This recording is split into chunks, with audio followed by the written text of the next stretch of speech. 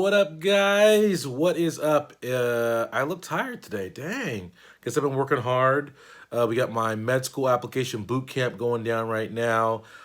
Today, I'm currently revising personal statements for people, helping them get it tight and get it right. And I just want to take a second to talk to you guys about the medical school application and talk about your personal statement and what it takes to really get it right, to really make it meaningful, to really turn your story and your pursuits and your life as a pre-med into a medical school acceptance. So I'm gonna take a couple minutes, talk to you guys right here. Chain what up? Harpreet. Jimmy, what up? Kasim, Leslie, Aurelie, Yasmin, Barbara, a bunch of people on here. All right, what up? Woo, woo, woo, woo, woo, woo, woo, woo. I'll see some of you guys on the med school application boot camp today at 5, so in a couple minutes here. But quickly, I'm going through some people's personal statements, and I thought I'd bring some of you guys some lessons. So the first things first is I don't think people understand how important the personal statement is to your application. It's one of the key pieces in your application because every single person who reviews your application will get your personal statement. Not every other component of your application goes to every single reviewer. And so the personal statement is literally like the centerpiece. It's everything that holds the glue to everything else. The other part of that is that people read it first before seeing other aspects of your application. As a result, it frames their mindset for how they're going to perceive you. Okay? So I want you guys to think about what you're going to do to set the stage, right? To set the tone for what people are expecting. And I think the way to think about the personal statement is like a movie trailer. And I don't know about you guys, but there's certain movies that I like that weren't that good of a movie. And there's certain movies that were great movies that I didn't like that much. And part of the reason is my expectation going into a movie really shades what I expect. You guys know what I'm talking about or no? Does that make sense to people? Like, you ever seen a trailer, you're like, oh man, this movie's gonna be bomb. And then you get there and you're like, it was just all right, right? Because you had set your standard, your expectations so high, or you went to a movie because your girl was like, oh, I want to see this movie, like, it's gonna be terrible. And then you get there and you're like, man, that was okay, because your expectation. And so what that shows us is that, right, Psych 101, right? It's that it shows us that our expectations, that our first exposure to something really, really sets a tone and can either leave a good taste or a bad taste. And for you guys with your personal statement, you want to set up a great tone to where the reader feels like they know you. They feel like they can root for you, like they want you to be in that medical school. And so that way, everything else that comes down the pipe is just an affirmation and a confirmation of what they've already thought about you in your personal statement, as opposed to you being this, ooh, I don't really like this person in personal statement, I'm not sure about them, and then you have to really make it up in other areas in your application. So what up? No, Sean, what up? So I want you guys to understand that as a starter for why primacy effect. People bring in fancy words, y'all. Of why the personal statement matters. If that makes sense to you guys right now, like the video right now and let me know, or comment. Let me know if that makes sense to you so I can keep going here and give you guys some information about the personal statement. And I haven't lost anybody in the first couple minutes here of this live stream. And I apologize for the shakiness. I wasn't planning on going live. I'm only going to be on for like a minute because I'm literally in this moment reviewing personal statements to tighten people's stuff up. But I just thought, like, man, this is like a good teaching moment I have here with the personal statement. So with the personal statement, I think a lot of people spend way too much time reading other people's personal statements, and what happens is you get this kind of combobulation of your writing of your personal statement becomes you trying to mock up and be everybody's personal statement all at once, and it comes off chaotic, comes off unauthentic, it becomes generic. And so for you guys, what I want you to realize is that the personal statement is about you and it's about your story. And so often people are like, well, I don't have an authentic story. I'm not unique. And we all have unique stories, but we haven't taken the time to recognize and realize how unique we are and the power of our uniqueness.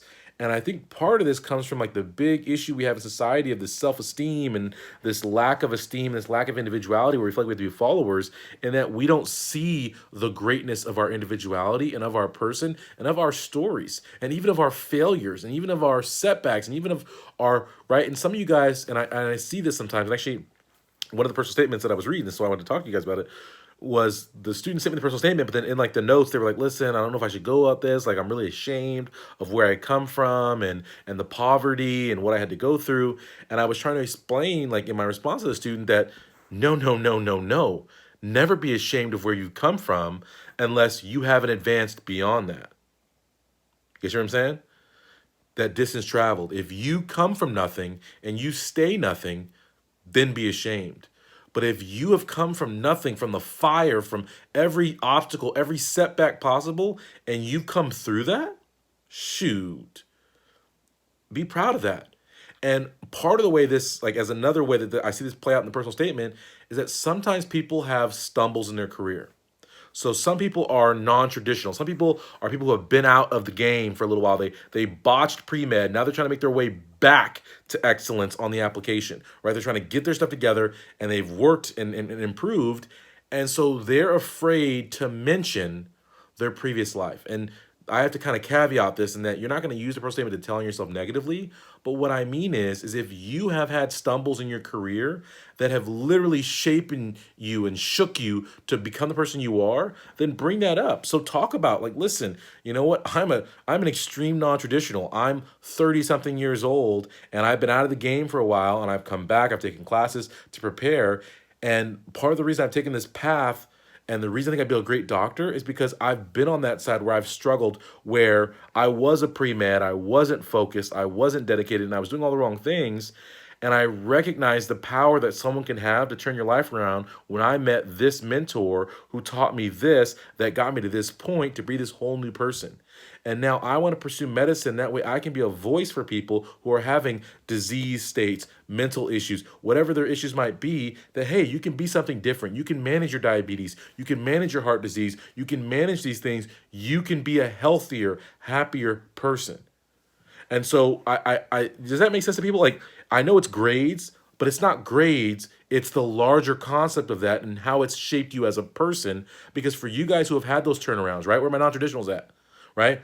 It's more than a transformative experience of changing your grades. This is why I love teaching studying, right? And someone just said they're gonna get in my 5 pillars course, do it to it. I got a new study program coming towards you guys. It's gonna be off the charts, crazy. So get ready because I'm gonna actually announce this pretty soon. I have a wait list for you guys to get on, and then it'll be live briefly for some people to enroll in. It's gonna be a very short window because it's gonna be very affordable, very cheap.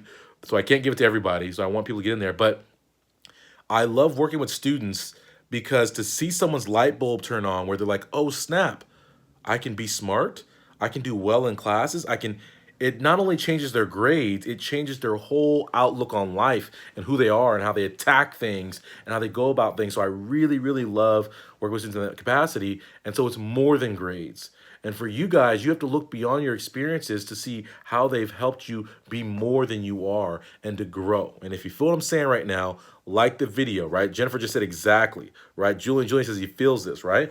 And so I don't want you guys to have shame in that, think you have to hide behind things. Be proud of some of the stumbles that have led you to be better, or from your history of, man, my family, we were dirt poor, we're immigrants, we're whatever.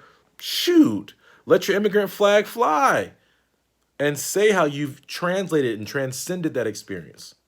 That's what it's about. So that's the first thing I'll say. The second thing I'll say is when you guys, there's the same movie played two different ways is two different things. You know what I'm talking about?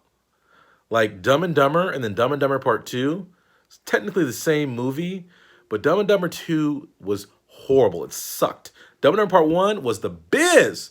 My man Jim Carrey, right? It's a big, huge difference. And for you guys, I constantly find that students rush the personal statement and they rush aspects of their personal statement in the sense that oftentimes we either get fatigued or we just get lazy or whatever it might be. We have a great story. We have a great written paragraph in us. But we're in such a hurry to tell our full story, to get to the end of the personal statement, to get to all of the things we have to do in the application, that we shortchange the richness that we could have brought to a moment in the personal statement. And when I talked about these movies and things that stand out and don't stand out, like Dumb and Dumber, there are key scenes that we all recite, right? Like mock, yeah, ink, right? There's key scenes in Dumb and Dumber where you're like, that's a classic scene. And it's those couple classic scenes that make a movie a classic movie and separate it from that was an all right movie. And for you guys, when it comes to the application, the personal statement, you want to have those moments that people can't forget. That moments that move people, that impact people. When they read it, they're like, dang, that's a key moment. Man, I want to know this person. Man, that sounds incredible. Man. You want them to have those moments because it is those moments that will register and click their brain over into saying, listen, we need to accept this person. And not only that, it's going to be those moments that have that person in the committee meeting fighting for you, and they can retell those moments as opposed to trying to retell an entirely above average application or an entirely above average personal statement. That's the moments that are going to stand out. So as you guys are putting together your application, putting together your personal statement, take the time to let the application breathe, let the personal statement breathe, and flush out the richness of that moment. And so take time and overwrite and then also rewrite. And so when I talk about that rushing process, like I said, the same story told two different ways, the same experience told two different ways is an entirely different experience. Don't just do one revision. Don't just do one draft. Don't just do one copy. Do 5, do 10, do 15, because with each revision, I don't know if you guys have experienced this in class. Have you guys experienced this in class where your first draft of your essay is trash, but the more you draft it, the more you reshape it, the stronger it gets? How many of you guys have experienced that? Even in classes, right? Or you go through a presentation, and the first time you do it, it's like, it's okay. And then you practice it and it gets better. And then you revise it and it gets better. And the more time you spend with it, the richer and the better. You're like, dang, did I make this? Am I a TED speaker? This presentation's off the hook, right? Or you say, oh man, this essay is like the best. And everyone has one of those. Like everyone can remember an essay either in high school or in college, and they wrote an essay, and you're like, at some moment, did someone sneak into my room and write this? Because I am not nearly this good of a writer, but this thing is sick. And often what happens is in that paper, you spent the time, right? You spent the time and you revised and you revised and you reworked it and rethought it and sat back and boom. And then that richness just came out and exploded on the page. And it's like, wow, that's incredible. Who could have written that? We all have that potential to write something excellent in us. Even if English is our second language, even if we struggle with grammar, whatever, if you take the time and you revise and you revise and you rework and you rethink, the fruit will fall from the tree. It will fall out of that time you spend bringing that out. So I just want to encourage you guys. I don't want to take all this time. We meant to only be on for a couple minutes. Now we're at freaking 13 minutes. But take the time, do your revisions. Take the time to focus in on the personal statement first and spend your time there and then branch out to the other things and let your application shine. Bring your authenticity through. Bring your person through. And oftentimes it's our missteps that make us the people we are. It's our origins, our struggle that made us who we are. So there's nothing wrong with telling about a struggle. And the last thing I'll say is conversely, if you're a person, if you're filthy rich and you've always gotten straight A's, don't shy away from being that person. But as you tell them that you're that person who's came from all this money, who's gotten straight A's, who's achieved at a high level, focus on the characteristics that it took and the work you did to achieve those things. So if you say, listen, I've always gotten straight A's, that's not very exciting. But if you say, I've achieved at a high level throughout my life because I've been diligent, because I've been hardworking, because I've been curious, that's something that stands out to schools. And so you want to use those words and you want to find incidents in your life where you've evidenced those traits to bring that out to them. So perfection is not necessarily a turnoff, but it's how you express that perfectionism, right? Because I can say to you guys all day how I'm great, and I say it to you all the time.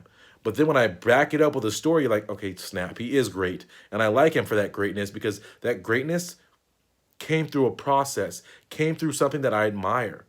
And for me, that's what I said, like I'm always telling you guys, I'm very proud of my achievements because all my achievements have come from my hard work, from my dedication, from my willingness to not be defeated. And that's why I'm always trying to encourage you guys to have that no excuses, just dominate mindset where it's like, screw all the excuses I could have, right? And I actually, I have an event coming up this weekend on Friday. I'm in San Francisco. doing an event for the youth of San Francisco. So it's a high school event. If you're in San Francisco and you're a high school youth and you want to come get at me, we're doing a free event in the city of San Francisco for high school students at a Baptist church in San Francisco. I'll post the details on my social media, but if you want to come out and get inspired and get some information about how you can be successful. But the whole point is the shirt I'm going to wear that day actually says on it the F word, yo excuses. So F yo excuses, I dominate anyway. And I think it's so important because oftentimes you're going to feel excuses, other people are going to feel excuses. There's going to be all the reasons why you should fail. But I say, F that. Instead, I'm going to succeed anyway. Anyway. Everybody got it? So I'm going to get back to personal statement review. And you guys all have a great, great day. And I'm glad I got to connect with you guys for a couple minutes here. I know this was kind of scattershot, but I just kind of threw this together as I was sitting here at the computer. I wanted to bring you guys something today. So everyone, exactly, success anyhow, right? We're going to get it anyway. So everyone have a great, great, wonderful day. Meryl, it's good to see you back on here. Yeah, and I'll talk to you guys soon. And for my people who are in my application boot camp, I'll see y'all in now 30 minutes. I spent way too long on here. I'm going to get back to some of this review right now. Everyone have a wonderful evening. Always check out the website, guys, right? Like, if you like this stuff, well, hey, like this video. Some of you slackers on here have not liked this video yet. Like the video. But then beyond that, get over to my website, guys, premedproductivity.com. Check it out. Get into a course. Make yourself better. Put yourself in a position to succeed, to dominate. Stop being average. Be better than that. Everyone have a great day. Later.